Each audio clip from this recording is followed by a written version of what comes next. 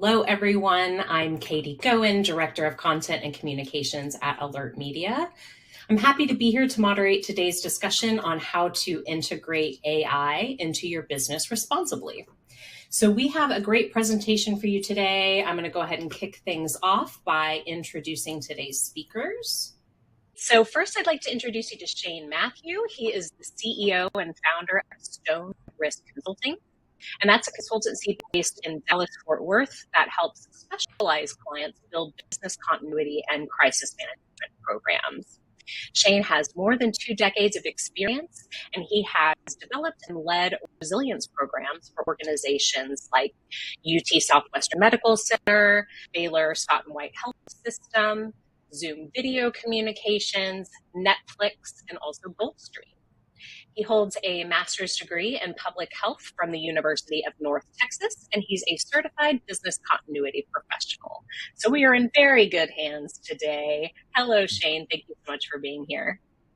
Hi, Katie. Thanks for having me. I really appreciate it. I'm really happy to be here. Of course. Well, I'd also like to welcome Sarah Prattley. Sarah is the Senior Vice President of Global Intelligence at AlertMedia. She leads a team of experienced intelligence analysts who are responsible for monitoring and alerting on emerging threats and incidents worldwide. And prior to joining AlertMedia, Sarah was the Vice President of National News for CNN. Hi, Sarah. Thanks for being here. Hi, Katie. Excited for the conversation today. Excellent. Well, I appreciate you both taking the time to join us. And I do want to quickly touch on today's agenda before we get started.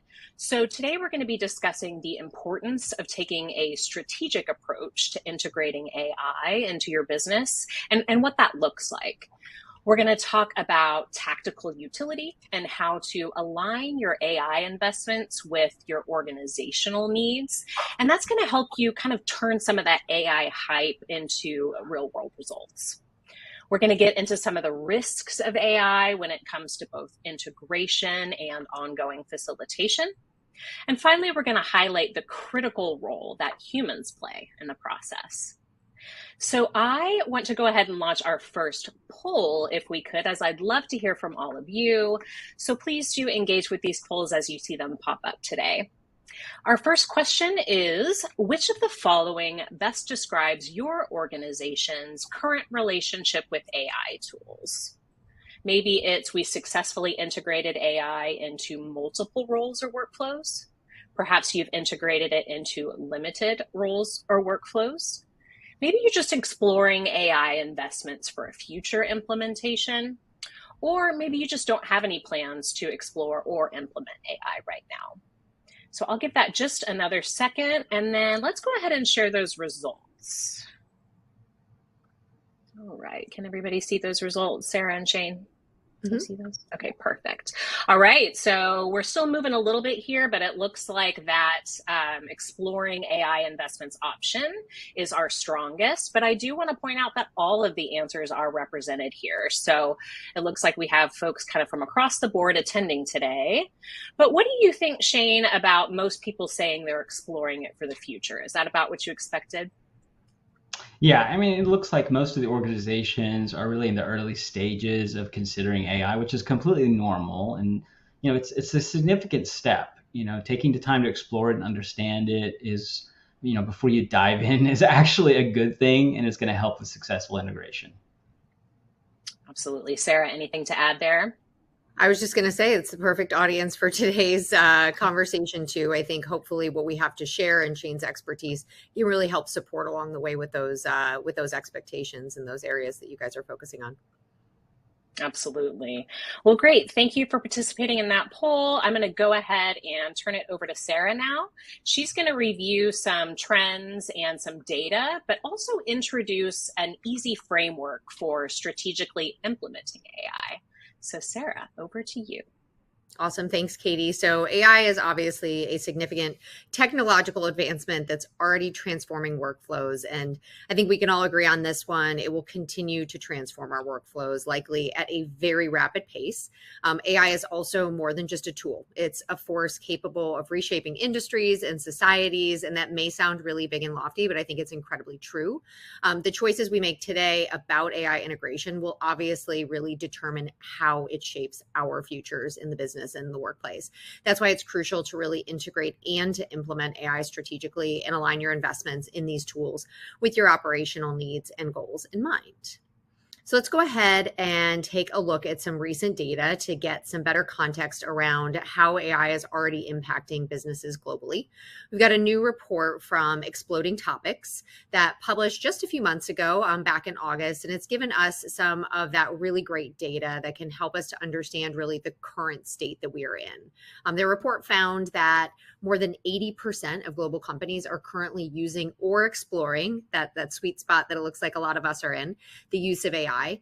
For context, in 2017, that number was only about 20%. So a drastic explosion there in the last several years. Also, AI tools save the average employee 2.5 hours of time per day in a number of different ways. So a lot of time saved. And when they looked at dollars and cents, they anticipate that the global AI market will actually reach about $1.85 trillion by 2030. So just about 5 years from now.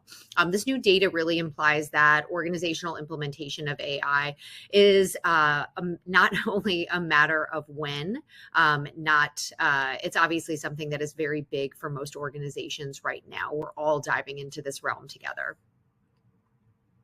All right, so integrating AI into your business, it is not clear or easy as far as decision making, right? There's a lot of things to take into consideration. Another point I think we can all really agree on. We at AlertMedia understand that, and we also want to help support organizations with shared knowledge in doing that successfully. That's why we decided to get involved in the AI conversation. We actually assembled a panel of leading experts in safety, security, business continuity to really comprehensively explore AI's role in business resilience. So these industry experts and authorities really provide great examples. They provide good advice, structured frameworks to really harness AI strategically and responsibly in a newly released report called The AI Edge. One of those experts is our featured speaker today, Mathew. So I'm excited to pick his brain a little bit later on in this presentation about what should be top of mind for businesses as they consider leveraging AI. So later we'll go ahead and also help you understand how you can get that full report. Like I said, it's chock full of amazing information. Okay, I know I've mentioned strategic AI implementation a couple of times already, so let's go ahead and dig in a bit there and understand what that really means. So simply put, it's your process for deciding if AI is right for your business, and if so, your process for integrating it should be well researched, well planned, and well tested. Today, we'll explore a structured framework that will help you start from your current position and then thoughtfully integrate AI solutions by focusing in 3 really key areas. First, tactical utility, so identifying safety, security, and business continuity challenges where AI can help provide practical solutions. Second, associated risks, so evaluating how AI can reshape your risk profile and really inform ongoing assessments. And then last, human involvement, establishing the right interplay between AI and human expertise. All right, let's go ahead and break down the tactical utility first. This is how you turn AI hype into real world results while avoiding common pitfalls, to be quite honest. So the excitement about AI's potential often outpaces practical implementation. As you can see here, the news has been dominated with AI gone wrong headlines over the past several years. I'm sure you've read a tremendous number of them in your own kind of lookings for things online, especially when it comes to AI, everything from messing up drive-through orders at fast food restaurants and unintentional AI-generated media articles to things like AI failing to flag Black patients in a healthcare system and rejecting applicants of a certain age for jobs. So all the extremes there. These problems really highlight the risks of not adequately planning, testing, or understanding those potential pitfalls of different AI tools.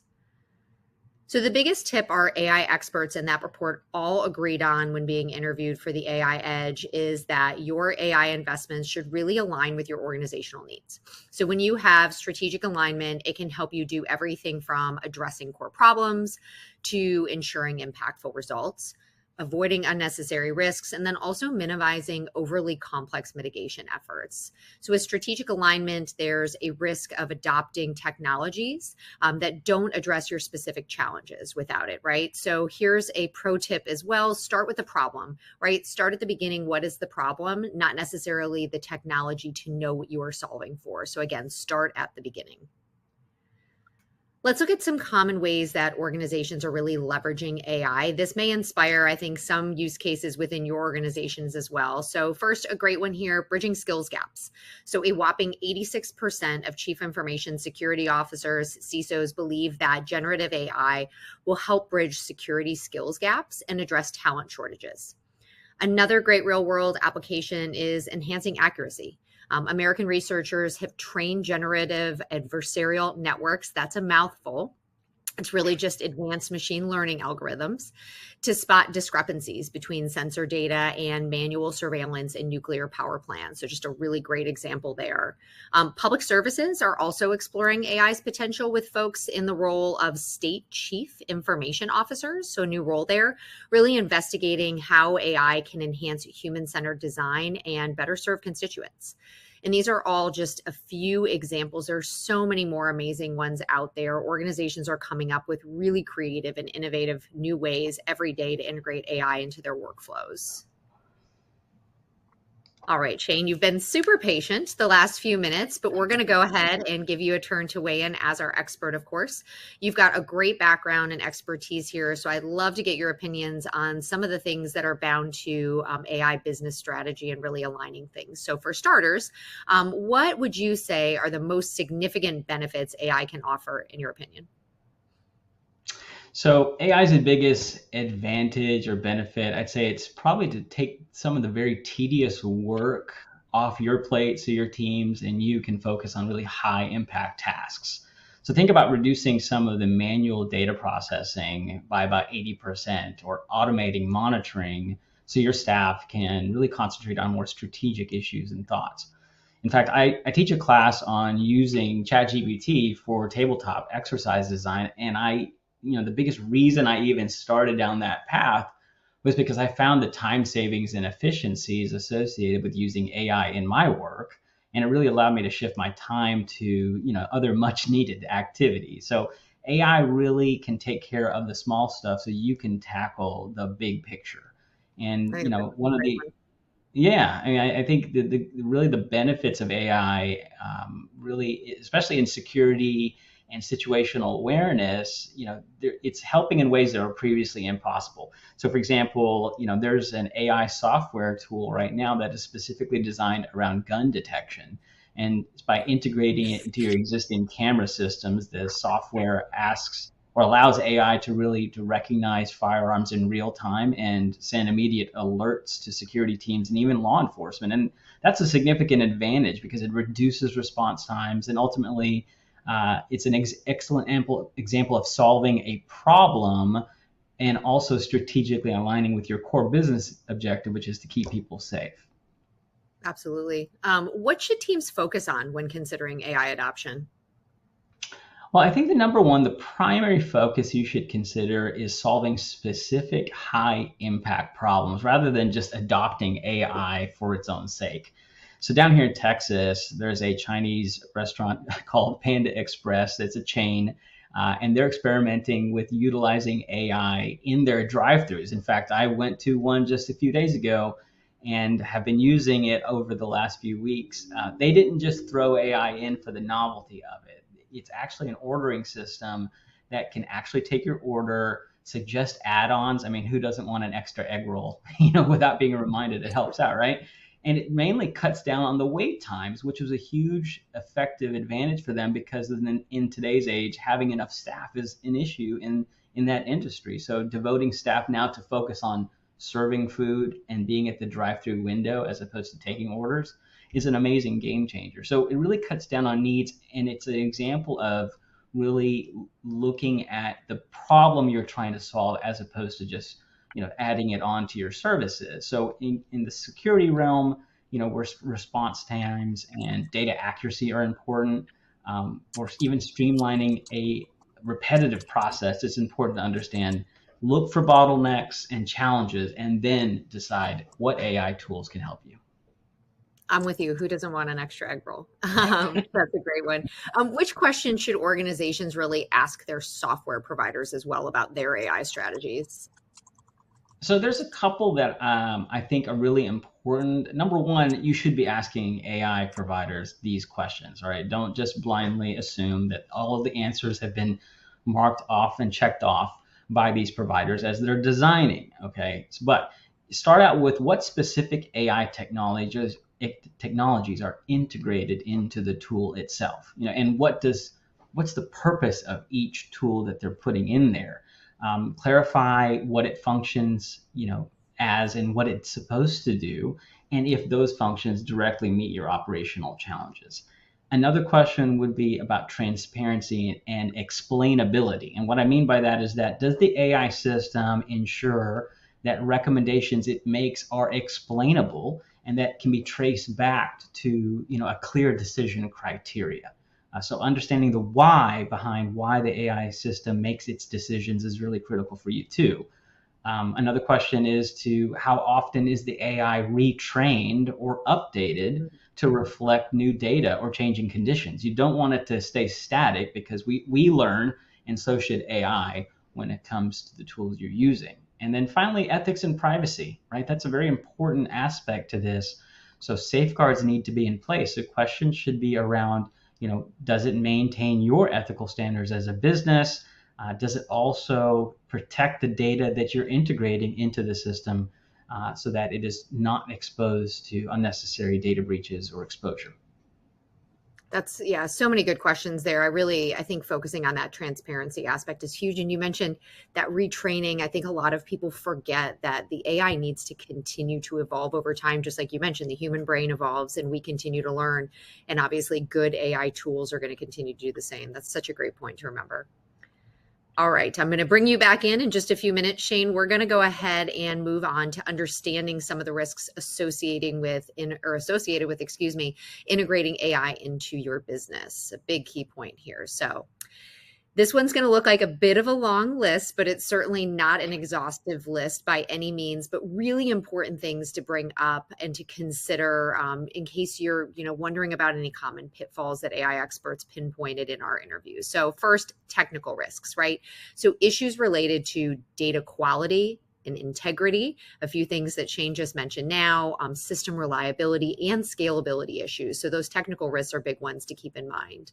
Also operational risks, so challenges related to integration, maybe user adoption, and then even over-reliance on AI, which we'll get into a little bit later as well. There's also the ethical and legal risks. It's like Shane knew exactly what I was going to mention, because those ethical risks, you definitely want to understand what those are there. But things like bias and discrimination, like we saw in some of those headlines earlier as well, privacy and data protection, accountability, as well as transparency too. And then strategic and competitive risks. So of the many, misalignment with business goals, right? So competitive pressure, maybe market or industry dynamics that could also be at play. These would all fall under those strategic and competitive risks. Another big one is reputational risk. So adverse outcomes associated with AI can, of course, damage your organization's reputation, right? That's a huge thing. There's a lot associated with that organizational and reputational risk. Security risks too are a big one on this list. Cyber security threats and threats from malicious use of AI falling into this area as well. That's a really big one. And also lastly, but certainly not least, really important, if not maybe even the most important here. Sorry, I've got one more here. The social and cultural risks, right? Sorry about that. But the social and cultural risks, those definitely need to be embedded in with this list, understanding what those could mean, not only within your organization, but also outside of your organization too. And then that last one, financial risks, of course, the bottom line of all of our organizations, understanding how high implementation costs could be or return on investments or uncertainty around those. So, like any significant new business initiative or investment, AI deployment demands a strategic approach to risk management to be successful. So, definitely keep in mind these checklist items. All right, let's go ahead and go back to Shane now and get a better and a deeper understanding of the risks and considerations organizations should be mindful of before implementing AI. So, Shane, what would you say are the risks and limitations of relying on AI during maybe high pressure situations in particular? Well, I think one of the primary risks is really, looking at the fact that AI is very incredibly fast and precise. It can sometimes lack the critical nuance needed and the human judgment that we have today. So high stakes situations generally are going to have a lot of shifting variables, unexpected challenges, and decisions that really require some context and even emotion. And elements like, or tools like AI, as much as they're advanced, they may struggle to process those. So, an example that comes to mind is the use of AI systems in monitoring high security events, like a concert or a sporting event.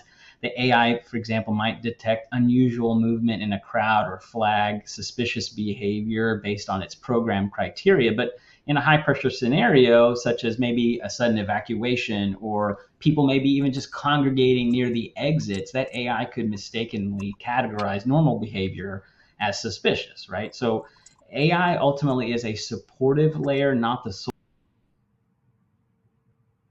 offer a lot of people. So consider that in high stakes situations, it's crucial that it works alongside you rather than in front of you. Yeah, definitely. That context and emotion part is really key there too. Another question for you. I know we all run the risk of too much of a good thing. So are there any risks associated with over reliance on AI? Oh yeah, there is definitely that. I've found that to be the case, even with just publicly available tool sets that you have access to. But AI is really excellent at recognizing patterns and alerting us to known risks. But when it becomes a sole authority, we risk, seeing those rare or nuanced cases that don't fit its program criteria. So it reminds me of the saying that I used to hear a lot in public health when I was back in school. The saying is, when you hear hoofbeats, think horses, not zebras. And it's a common saying in the public health and medical arenas because during training, a lot of practitioners were warned to consider the more likely scenario and common explanation as opposed to, seeing some symptoms and jumping to the rare or exotic diagnosis. So AI is really designed in terms of horses, identifying common patterns in data quickly. And when we over rely on it, we might miss some of those rare zebra cases. That's a really good analogy. I've never heard of that saying, but I'm going to start using it. That's lovely. And then we mentioned earlier, and I think you noted as well, what about ethical issues that arise when using AI, even in scenarios that maybe directly impact employee and employee health and safety? Anything you would add there? Yeah, I think there's definitely some ethical concerns we have to really address when we're utilizing these tools. It might miss very unique or individualized risk factors that are critical for keeping people safe. So for example, like there's AI systems that now can monitor worker fatigue levels, and they use data like the patterns of movement or their posture or even their voice tone in high risk jobs such as a factory or construction site. So it's a program to alert supervisors if it detects signs of exhaustion or distraction. Okay, but here's the real ethical dilemma: AI may flag potential risks, but overlook specific factors like an employee's underlying health condition or temporary stressors like a personal issue that can really influence their behavior. And then it starts to flag the employee for behaviors that really don't account for the fact that there's some other factors at play here and lead to potentially unfair treatment or even overlook real signs of stress or health risks. So, and then there's also the privacy aspect, right? So it's monitoring you constantly, and that is potentially intrusive data collection that we've got to address as well. Yeah, it definitely seems like there's the balance there of things that are obviously helpful for a business when it comes to AI, but then that ethical judgment in that context, as you mentioned, with an employee who may appear to be slacking off at work or overtired, there could be that underlying issue. So really important ones. All those examples are really, really helpful. I hope those hit home. All right, that brings us to the human aspect of things. So human oversight should obviously play a critical role in AI implementation. AI can be great for tasks like summarizing large volumes of information. Shane noted that earlier, but it cannot really replace things like human judgment and human context, two other things that are really important that have already come up in these conversations. So let's dive a little bit deeper on that. So balance is essential in protecting employees, facilities, assets, and our operations. So adopting any new technology is just one small step towards building and maintaining an ecosystem that really promotes and enhances human expertise. So think of AI as a ship's high-tech navigation system. It processes really large amounts of data. It identifies patterns and helps to spot potential hazards, but it still needs the captain to steer, right? So that combination right there. Humans provide that critical oversight that AI really lacks. So we're responsible for programming, for setting, and for enforcing policies, generating prompts, and quality assurance when it comes to that human benefit of AI. So when AI suggests a course of action, it's up to us to really evaluate that and to implement it, especially in these high stakes situations, some of the really good ones that Shane's noted too.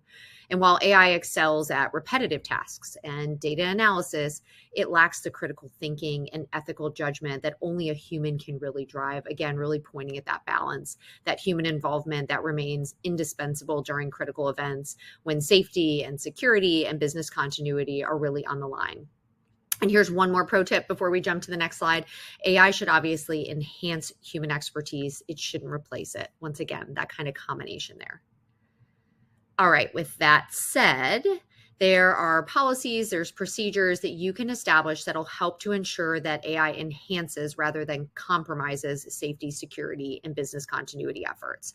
So following these steps is really going to help you to strike that right balance between automation and human oversight so that artificial intelligence becomes a reliable partner in decision-making and risk management efforts for you and for your business. So step one, defining clear objectives. So conduct assessments to identify where AI can really enhance existing systems, and then maybe set measurable and realistic goals, right? That's going to help with all your plans there too. Number two, establish company policy for AI use. I ask this a lot when I'm speaking to large groups, who has an established policy, and the numbers were super low a few years ago, but they're steadily ticking up. In your policy, you're going to want to outline acceptable AI use, including privacy, transparency, security standards that really meet regulatory requirements for your business and your industry. And then a policy is no good if no one knows about it. So communicating that policy throughout your organization is going to be key as well. That brings us to number three, developing ethical and compliance guidelines. So addressing bias, fairness, and the potential for unintended consequences. And then in this step on your journey, it's also important to implement a compliance monitoring system to really ensure ongoing adherence to your procedural and your ethical standards. All right, step four, establish accountability and governance. So define clear roles, clear responsibilities, and clear oversight mechanisms so you can really maintain control over these AI systems. A great best practice is to set up an AI governance committee with maybe members of IT, security, compliance, operations representatives across your organization that can really work together there. Step five is going to be designing the workflow. So map the interactions between AI systems and human operators, really pinpointing where that human interaction and intervention is critical, and then creating workflows for easy escalation to human operators in case of different anomalies or uncertainties within the system. Step six, you're going to develop the interface. So create user-friendly tools that enable employees to verify technical expertise, to interact effectively with these AI systems. And then number seven, implementing threat monitoring and alerts. So set up AI-driven monitoring systems to detect unusual patterns or behaviors, and then configure alert systems to really notify human operators of these threats. And then I see number 8 just popped up, training and empowering your human operators. So really developing that comprehensive training that they're going to need to ensure that these operators can confidently intervene and make decisions on their own. And then last but not least, number 9, planning for continuous improvement, right? Establishing a feedback loop for reporting issues and opportunities, and scheduling periodic audits to assess compliance, right? Some of that retraining as well would be really important in this step as well. Okay. Let's go ahead and bring Shane back in now and get some thoughts on the interplay between humans and AI. So first question for you here, Shane, and I know there is definitely this delicate balance to be struck. So how do you balance leaning on AI with developing employee skills?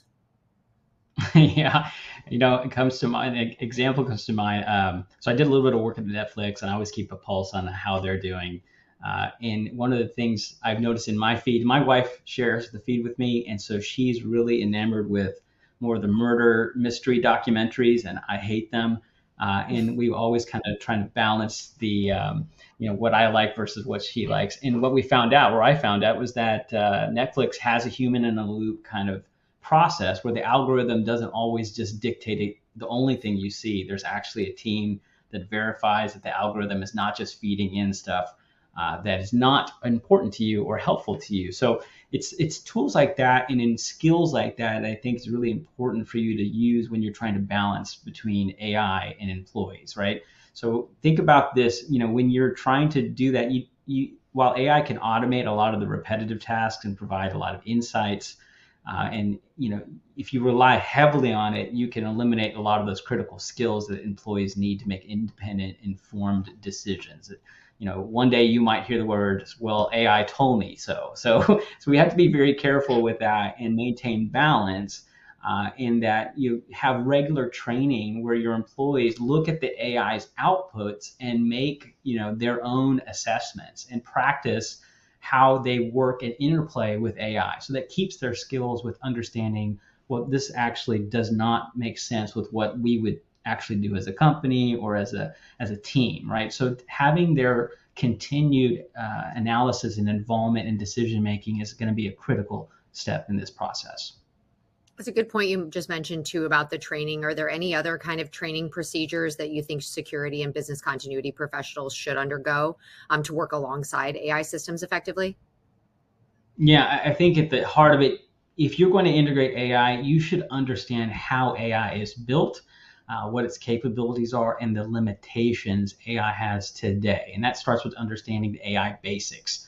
How it processes data, what are some common biases or errors inside the outputs of AI, but then also practical scenario-based exercises, meaning, you take AI tools that you're using, take a real-life scenario where it's applied, and then, do a tabletop exercise where you give the opportunity to you and your teams to look through the results and practice how they would use it in real-life scenarios. So people really get that practice, but also, learning more about data privacy, ethical considerations, how data is used in AI models, how they're built ultimately, really going to help you in the long run, and be able to establish yourself as an understanding person of these tools as opposed to just a user.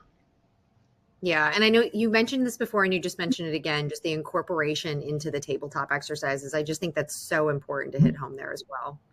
One more question before we move on. How can AI be used to augment human capabilities?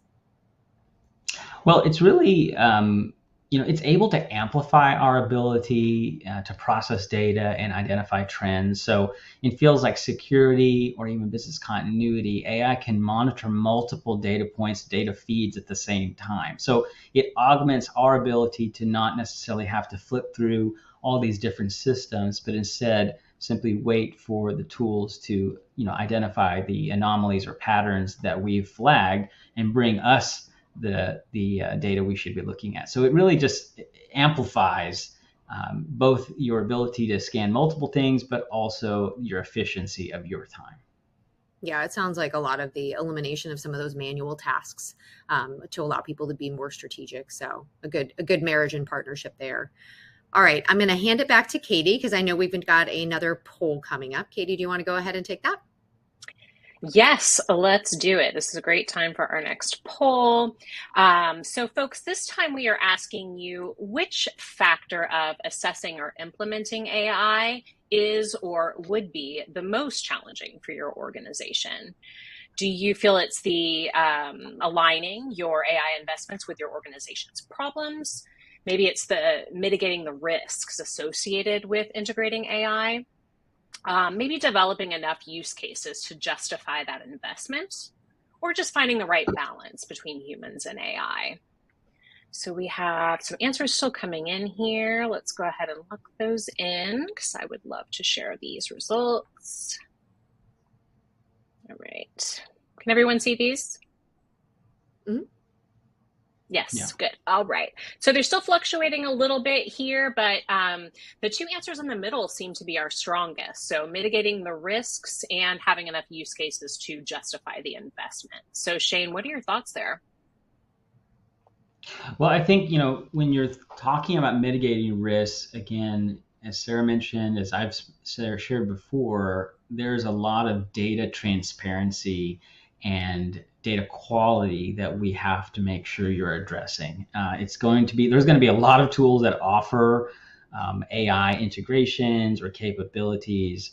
But I think that's one of the biggest risks you can mitigate immediately is really understanding where the data is coming from and how good it is, because you're only going to be as good as the data sets that the AI has used to train itself on your use case. I think it's a big factor right there. And then I think the other one around developing use cases, I think people try to hit home runs a lot. I would suggest hitting a single and try to go with a small implementation initially, and then showing how it's been thoughtfully deployed and that it actually is driving some measurable improvements.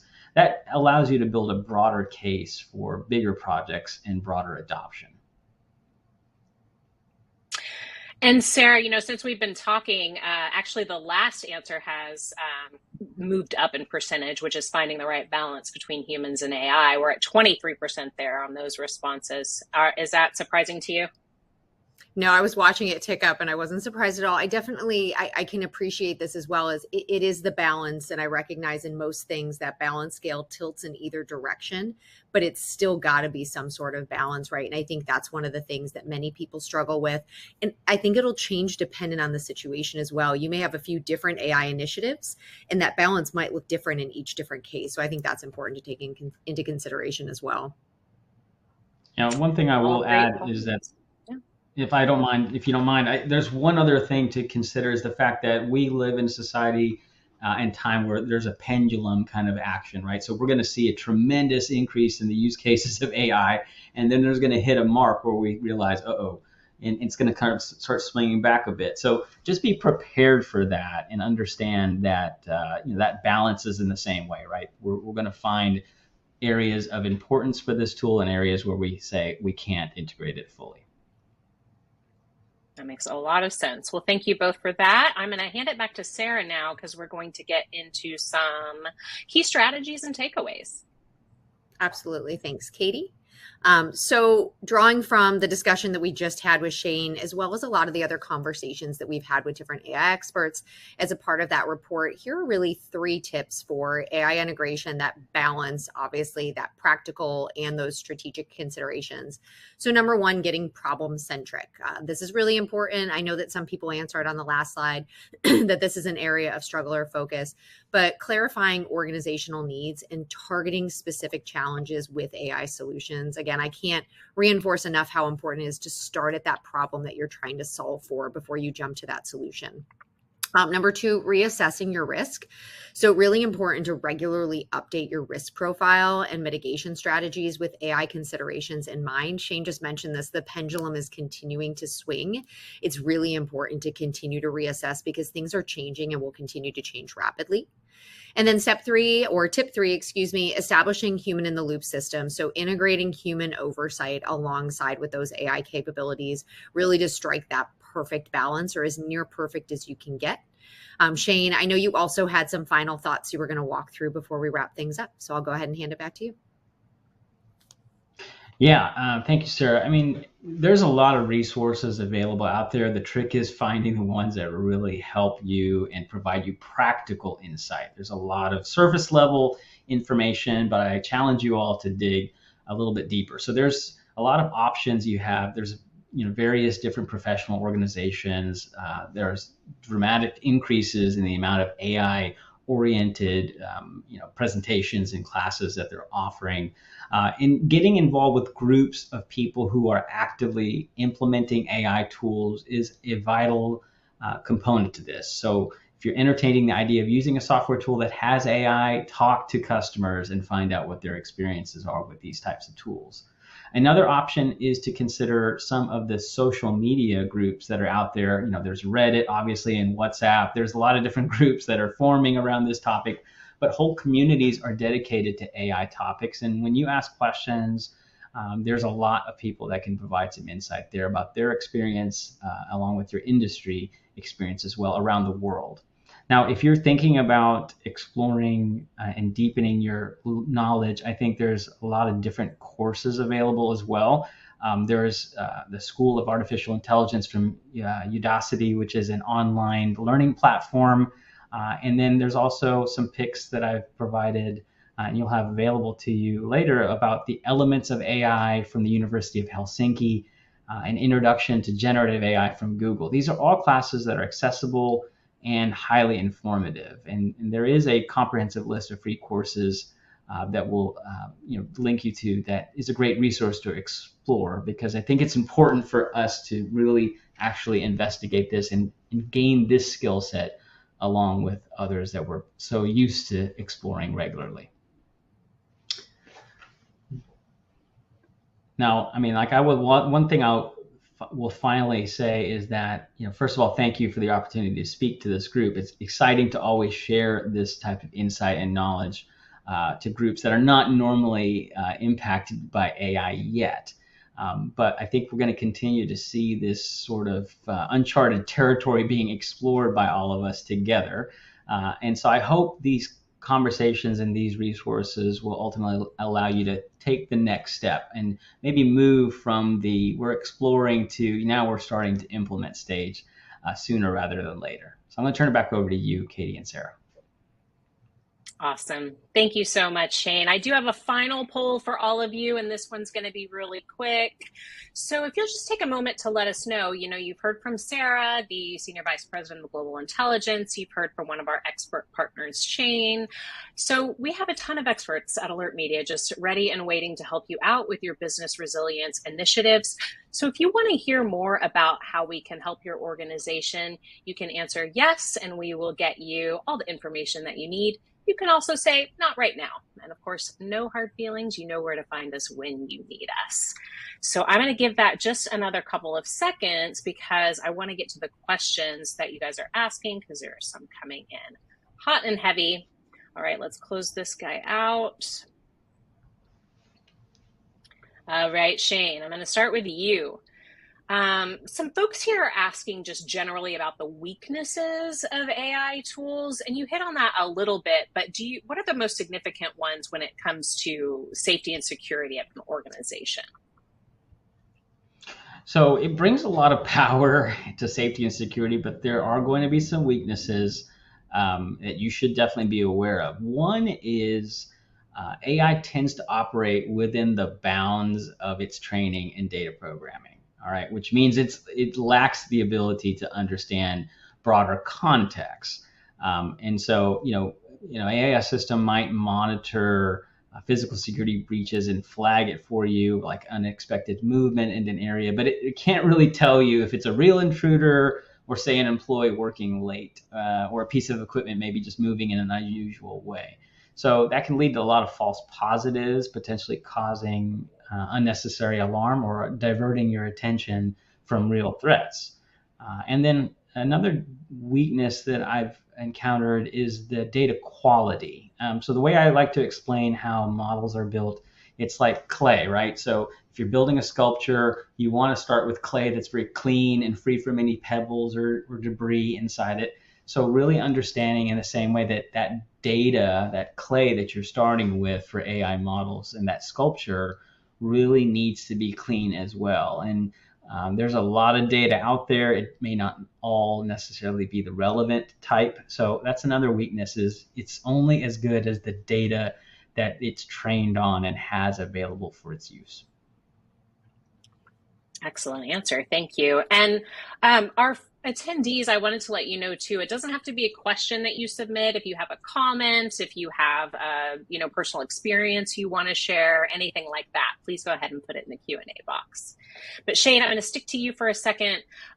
We have a question about employees who are hesitant to adopt AI into their workflows. What advice do you have for folks on how to get their employees on board? Well, don't show them any of the movies that have AI in it right now. That probably scare them a bit more. But if you're really trying to address it, I would say it's essential to really communicate AI's role, okay, in your organization.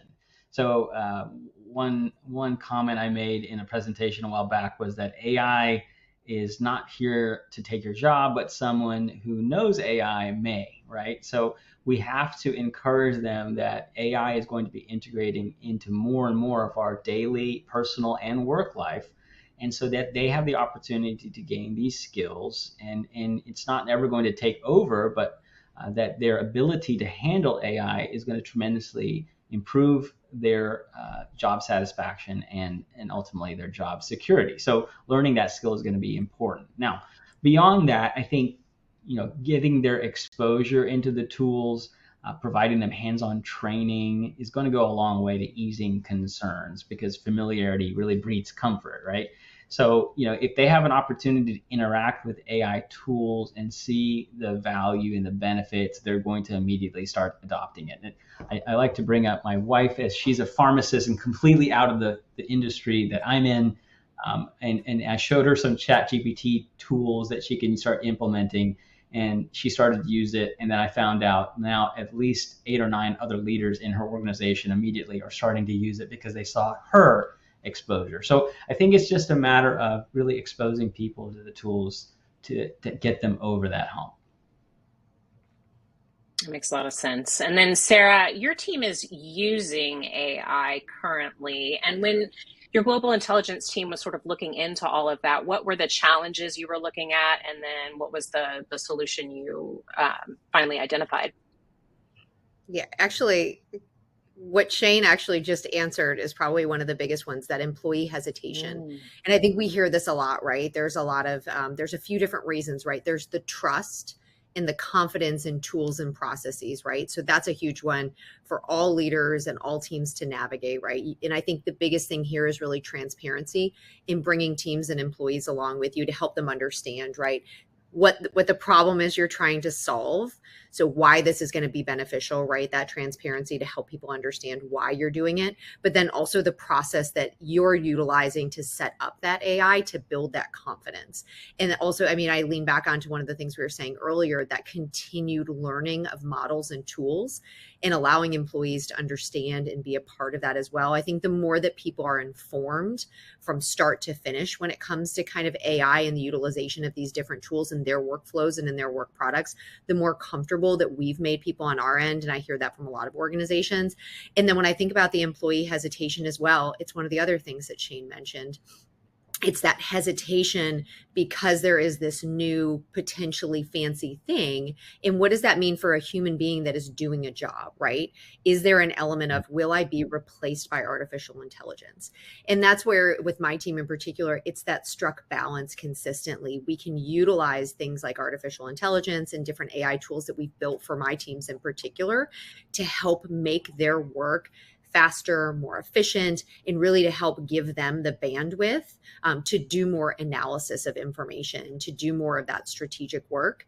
And I think, again, it's just kind of bringing them along through information and through understanding of this is the why, right, of why we're going to utilize these tools. This is how we're going to use them. And by the way, this is how it's going to make your job more meaningful, more valuable, more effective, right? So striking that balance there too. Excellent. Well, I'm going to stick with you for this one, Sarah, but Shane, I'd love to hear your thoughts as well if you have any. We have an attendee on the call today who's been using AI for a while and wondering how he or she can help others promote responsible AI adoption. So Sarah, starting with you, do you have any thoughts there?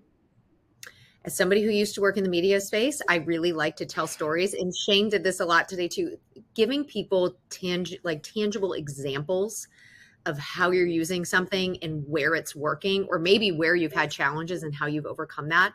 I think that people respect that and they can understand conceptually better when they have different examples and when you can really paint a picture of why and how and bring people along in that way. I know different communities, and Shane mentioned this too, a lot of different conversations are happening between different practitioners at different companies and within different industries about different best practices, different really good examples. And I think that's just a really good way to go about it at this point. Yeah, and to add on to that, I think with the availability of Copilot and ChatGPT, that even a free account is available, giving people exposure to even generative AI models like that might be a good first step. And I think also the idea of how to effectively query these tools like prompt engineering is also another way to kind of show them, okay, here's the results you get here, which are already going to be pretty good, and then refinement through that prompt engineering process, and really coming up with better use cases and questions for tools like generative AI, really then amplify the abilities. I mean, today, you can find that those tools can search the internet live. They can upload resources and use those to make assertions. So just those use cases and examples in real life, or even helping somebody plant a garden using one of those tools, might effectively help them understand and say, okay, now I understand why everyone's talking about this. That's a great point. And it reminds me of something that one of our AI experts said on an episode of the Employee Safety podcast that we had. And he was saying, if you are lucky enough to be tenured or seasoned with your use of AI, don't be afraid to tell others what didn't work for you or what was a massive, failure, I guess, when using AI, because that's just as much of a learning situation than successful use cases. So do you think, Totally. would you agree with that, Shane? Oh, absolutely. In fact, I think that's how I started to get more awareness that there was a tremendous need out there for this type of information in my profession, is because I started to kind of popularize or post about some of my successes, but also some of the failures in utilizing some of these tools. And people started to really, come out of the woodwork and say, yeah, I also noticed that, so it's inevitable that showing people the pros and cons are going to be positive for all of us to learn how to do this effectively. Gotcha. Well, we have time for one more question. And Shane, I'm going to stick with you on it first, but Sarah, I'd love to hear your thoughts as well if you have something to add. If you have employees that are personally anxious about the pitfalls of implementing AI, right? Or if you're a leader who's just super anxious about all of this, what can they do to tame that anxiety? Well, I think knowledge is the largest factor in that equation, right? So meaning educating people in very baseline terms. The example I use for sculptures and clay really resonates a lot because it's very, like, for me, it's very simple. I can understand it. And once I got that, then looking at more complex tools that involve AI is much more easier for me to digest. So, I think that's the key there, is number one, educating people, but that involves you understanding it, right? And being able to explain it in terms that they would understand, that use cases that apply to your business, and how AI can help is going to really amplify your ability to bring people over to your side. Sarah? I would just say, answering questions obviously is key, but not being afraid to get into the weeds to really help people, I guess, understand how things are working so that they can become comfortable, but also to show that you've taken all of these steps, right? You've made an informed decision. You've identified the problems. You've gone through the process. I think not being afraid to get down in the weeds with somebody can help reinforce that level of confidence that you want them to feel, and then also reinforce your own kind of confidence in what you've decided to do, helping them really to kind of come along with those things as well. Excellent. And Shane, I like what you were saying too about, well, it sounded like what you were saying is that empathy part of it is really important. Like, maybe, hey, I was timid when I first started using it too, right? But Right. here's some practice and you'll be great at it in no time. So That was excellent. Exactly. All right. Well, guys, I want to next give you a very easy way to download the report. So you can use this QR code now if you have your phone handy. We're also going to send you a link to download it in email in just a few days, but spoiler alert, it's sitting right here in the platform under handouts, so you can take a look at it there as well. And once you do, I really encourage you to share it with your peers and with your colleagues, because what Sarah and Shane shared today is just the tip of the iceberg. So if you would like to go beyond that, I highly, highly recommend that you check out the tabletop exercise design with artificial intelligence course from Shane's company, Stone Risk Consulting. So you can find that at stoneriskconsulting.com. And then AlertMedia has an ebook that is free. It's called The Business Case for Human Vetted Intelligence, and that will be on the resources page at alertmedia.com. And I just really want to thank Sarah and Shane for joining us today. You guys have been just really great speakers and guests today. So Shane, really appreciate you taking the time. Of course, great to be here. Thank you. Wonderful. And Sarah, thank you so much. It's always great working with you. Thanks, Katie. Appreciate it. And definitely thanks to Shane. So many great takeaways. Absolutely. Well, if you want to continue your conversation with either speaker, you can find them both on LinkedIn under their full names if you would like to connect with them there. So I just want to take this time to thank all of you for joining us today. We really appreciate your participation and your engagement. We would love to see you at a future AlertMedia webinar if you find something that's of interest to you, and we hope you do. And of course, I want to thank Security Magazine for being such a wonderful partner, as always,